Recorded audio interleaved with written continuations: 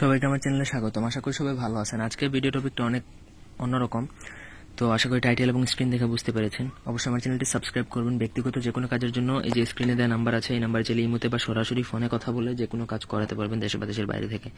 মন্ত্রতন্ত্র যন্ত্র ইত্যাদি, বশীকরণ, উচ্চাটন, মারণ, স্তম্ভন, যে কোনো কাজ করাতে পারবেন। তো যাদের যে সকল নারীদের আসলে যোনি বা যৌনপথটা অনেক ঢিলা হয়ে যায়, এটা সাধারণত খোলামেলাভাবে বললে বিয়ের অনেকদিন পর সহবাস করতে করতে একটা সময় মানুষের যোনি ঢিলা হয়ে যায়, তখন মানে ওই রকম কমফোর্ট ফিল হয় না, বা স্বামী তেমন মানে মানে সহবাস করে তখন সেটা তেমন আগের মতো কি হয় না, আরাম পায় না। তো অনেক সময় ঝামেলাও হয় এসব নিয়ে। তো এটার জন্য টুটকা এসব সমস্যা ঠিক আছে, কিন্তু খোলামেলাভাবেই সমাধান করা যায়।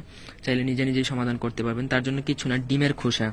ডিমের সাধারণত ডিম ভাঙার পরে যে ওই উপরে যে পাতলা পর্দাটুকু থাকে, সেই খোসা থেকে খোসার মধ্যে কিন্তু একটা পাতলা পর্দা থাকে, সেই পর্দাটা সংগ্রহ করবেন এবং কবুতরের একটু রক্ত ওই পর্দার মধ্যে মাখাবেন।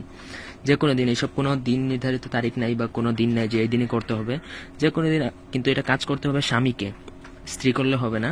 স্বামী ওটা সংগ্রহ করে কবুতরের সামান্য রক্ত মাখিয়ে সেটা যদি জনিপথ, যেখানে যে জনিপথটা অনেক বেশি বড় হয়ে গেছে, সেখানে আপনার স্বামী নিজ হাতে সেইখানে ওই উপকরণটা যেন ঢুকিয়ে রাখে। বেশি না, বড় জোর 30 থেকে 40 মিনিট এই জনিপথের মধ্যে যেন এই জিনিসটা ঢুকানো থাকে। এইভাবে বড় জোর 3 দিন করলে এমনভাবে টাইট হবে, এটা পুরো মানে প্রথম কেউ এখনো পর্যন্ত কোনো সহবাস করেনি, এরকম ভার্জিনের মতন দেখাবে।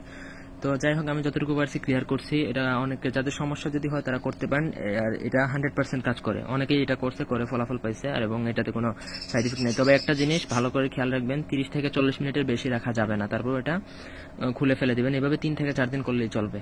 তো এই ছিল আজকের ভিডিও। সবাই ভালো থাকুন, সুস্থ থাকুন। ধন্যবাদ সবাইকে এবং আমার চ্যানেলটি সাবস্ক্রাইব করবেন।